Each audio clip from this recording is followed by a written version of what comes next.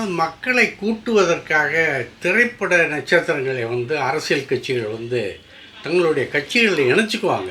அது ஒன்றும் தப்பு இல்லை. நடிகர்களும் அரசியல் தெரியணும், அவங்களும் அரசியலை கற்றுக்கணும். ஆகவே அவங்கள அரவணைச்சிக்கிறதுல ஒன்றும் தப்பு இல்லை. ஆனால் அந்த கங்கனா ரணாவத்தை பிஜேபி தத்தெடுத்தது, எலெக்ஷனில் நிப்பாட்டி ஜெயிக்க வச்சது.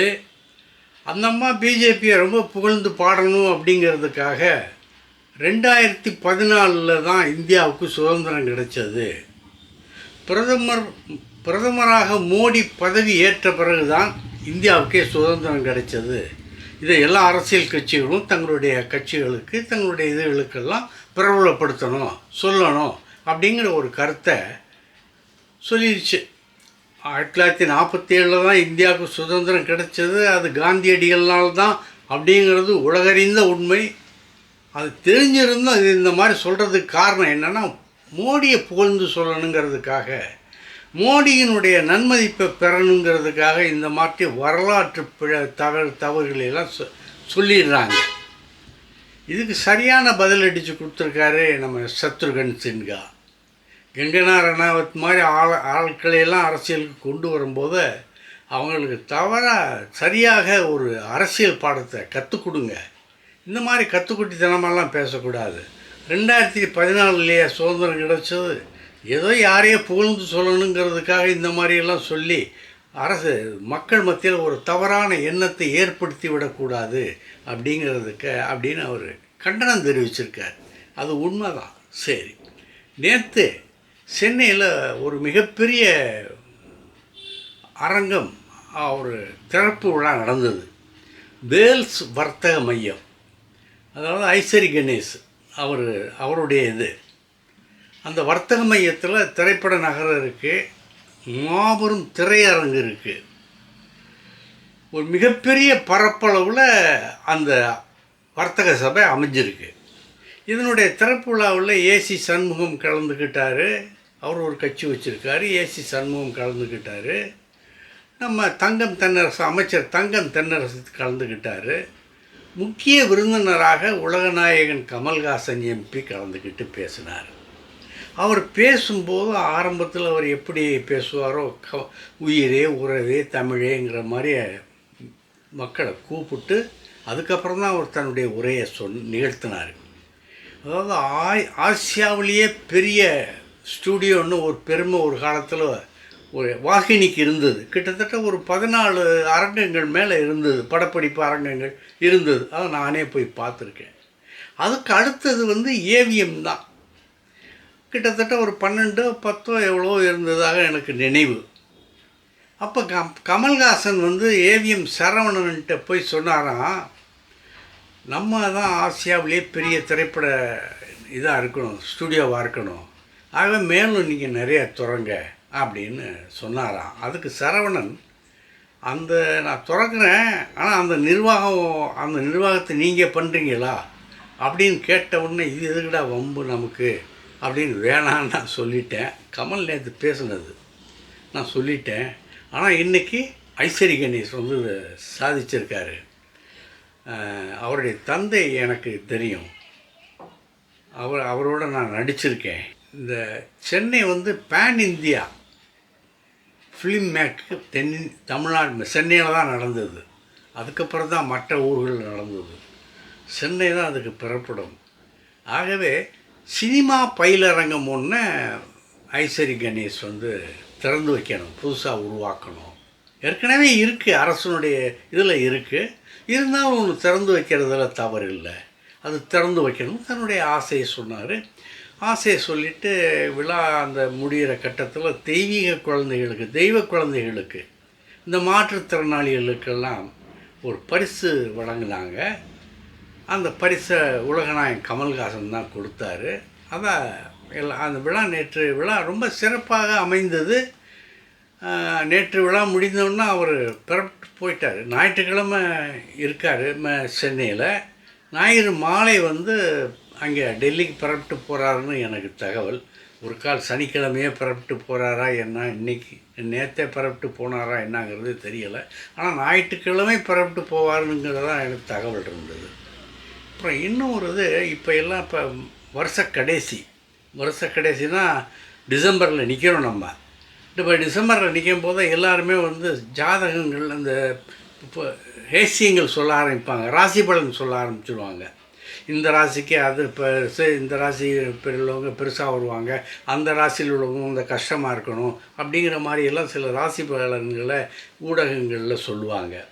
நான் அப்படி கவனிக்கும்போது ஒரு ஊடகத்தில் வந்து டாக்டர் கஜகேசரி ஆச்சரியா ஹரேஷ் ராமன் அப்படிங்கிறவர் வந்து அவருடைய இதில் நம்ம அர்ச்சனா தான் அவங்கள கேள்வி கேட்குறாங்க. அதுக்கு அவர் பதில் சொல்கிறாரு. பதில் சொல்லும்போது இந்த பிப்ரவரி மாதம் 15ஆம் தேதி வரைக்கும் சென்னைக்கும் தமிழகத்துக்கும் மிகப்பெரிய மழை இருக்குது. தண்ணியில் மிதக்கும் எல்லாமே நகரங்கள், சில நகரங்கள்லாம் தண்ணியில் மிதக்கும். ரொம்ப கஷ்டமான ஒரு சூழ்நிலையை சந்திக்க வேண்டியது வரும். அதாவது ஜனவரி பிப்ரவரி வரைக்கும், டிசம்பர்லேருந்தே அதை ஆரம்பிக்கும் அப்படிங்கிறாரு. இந்த 3 மாதத்தில் ரொம்ப சிக்கலாக இருக்கும். அது மட்டும் இல்லை, ஆதீனங்களில் பல கவலைக்கிடமான இதெல்லாம் நடக்கும். இங்கே எந்த ஆதீனங்கள் இருக்குது அப்படிங்கிறத நீங்களே சொல்லுங்கள். அவர் எந்த ஆதீனத்தையும் குறிப்பிட்டு சொல்லலை. ஆதீனங்களுடைய நிலை கவலைக்கிடமாக இருக்கும். கோவில்களில் ஆலயங்கள்லாம் குழப்பங்கள் நடக்கும், எச்சரிக்கையாக இருக்கணும் அப்படிங்கிற மாதிரி அவர் ஒரு கருத்தை சொன்னார், பொதுவான ஒரு கருத்தை சொன்னார். ஆனால் 2026 ரொம்ப சிறப்பாக இருக்குமா. அதில் சிறப்பாக இருக்குன்னு சொன்னதில் நான் கவனித்த வகையில் எனக்கு ரொம்ப பிடிச்சது என்னன்னு சொன்னால், அர்ச்சனா கேள்வி கேட்ட விதமும் அதற்கு அவர் பதில் சொன்ன விதமும் தான். பொதுவாக இந்த ராசி பலன் வந்து தொழில், கல்யாணம் இதை பற்றி தான் கேட்பாங்க. தொழில் முன்னேற்றம் இருக்கா, மாரக கண்டம் இருக்கா, அபிவிருத்தி, பகைகள், இந்த மாதிரி தான் பொதுவாக சொல்லுவாங்க சோசியர்கள்லாம். இந்த ராசிக்காரன் உச்சத்தில் வருவான், இந்த ராசிக்காரன் உச்சத்தில் இருப்பான், இந்த ராசிக்காரன் அடிபட்டு போவான் அப்படிங்கிற மாதிரி தான் சொல்லுவானுங்க. எனக்கு சொன்னானுங்க இந்த ராசிக்காரன் உயர்ந்து போவான் அப்படின்னு போன வருஷத்துக்கு இது சொன்னான். நான் உயரத்துக்கும் போல தாழ்ந்து போனது தான் மிச்சம், உடல்நலம் கெட்டது தான் மிச்சம். அவன் சொன்ன மாதிரி எதுவும் நடக்கலை. இருந்தாலும் சில சோதிடர்கள் நம்பிக்கையாக இருக்குது அப்படின்னு மக்கள் நினைக்கிறாங்க. அந்த வகையில் இந்த ஜோதிடரை நம்ம நினச்சிக்கிட்டு அதை பார்க்கணும். இந்த அர்ச்சனா கேட்ட கேள்விகளும் அதுக்கு அவர் சொன்ன பதில்கள் வந்து எனக்கு ரொம்ப பிடித்தமாக இருந்தது, வித்தியாசமாக இருந்தது. அந்த அம்மா கேட்குது, இந்த காதல் அம்சம் எந்தெந்த ராசிக்கு அதிகமாக இருக்கும் அப்படின்னு கேட்டது. வித்தியாசமாக இருக்கு இல்லையா? அவர் சொல்கிறார், விருச்சிகம், மீனம், கடகம் இதெல்லாம் தூக்கலாக இருக்கும். காதல் வந்து ரொம்ப தூக்கலாக இருக்கும். காதலித்தவர்கள் காதல் கடமும் மனமும் கைகூடி நடக்கும். அதே மாதிரி மிதுனம், மேசம், கும்பம், சிம்மம் இந்த ராசிக்காரர்களுக்கும் காதல் வயப்பட வாய்ப்பு இருக்குது அப்படின்னு அவர் சொன்னார். சரி, காதல் அம்சத்தை பற்றி அந்த அம்மா கேட்டுச்சு. அதுக்கடுத்து என்ன கேட்குதுன்னா, பிரேக்கப், மனமுறிவு அது எந்தெந்த ராசிக்காரர்களுக்கு அதிகமாக நடக்கும் அப்படின்னு அந்த அம்மா கேட்குது. தனுசு, சிம்மம், மேசம் இந்த 3 ராசிக்காரர்களிடையே பிரேக்கப் நடக்கும் அப்படின்னு சொன்னேன். சரி, கல்யாணம் எந்த ராசிக்காரர்களுக்கு அதிகமாக நடக்கும்? மீனம், கடகம், மிதுனம் இந்த 3 ராசிக்காரர்களுக்கும் கல்யாணம் அதிகமாக நடக்கும். சரி, கல்யாணம்னு கேட்டாச்சு. கலப்பு கல்யாணம் இருக்கு இல்லையா? அந்த கலப்பு கல்யாணம் எந்தெந்த ராசிக்கு அதிகமாக நடக்கும்? தனுசு, சிம்மம், மேசம், துலாம், மிதுனம், கும்பம் இந்த ராசிக்காரர்கள் மத்தியில் கலப்பு திருமணம் நடக்கும் அப்படின்னு சொன்னார் அந்த ஜோதிடர். இந்த அம்மா கேட்காம விட்டது கலப்பு கல்யாணத்தை கேட்டுச்சு. ஆணவ கொலைகள் எந்தெந்த ராசியில் நடக்குங்கிறத கேட்க மறந்துருச்சு. அதை கேட்டிருந்தா நல்லா இருந்திருக்கும். ஏன்னா கலப்பு கல்யாணம் நடக்கும்போதே ஆணவ கொலையும் கூடவே வந்துடுதில்ல. அது ஒரு சனியை மாதிரி பின்னாலேயே வந்துடுதில்ல. கலப்பு கல்யாணத்துக்கு பின்னால் அதுவும் பின்னால் வந்துடுதில்ல, அருவாளை தூக்கிட்டு.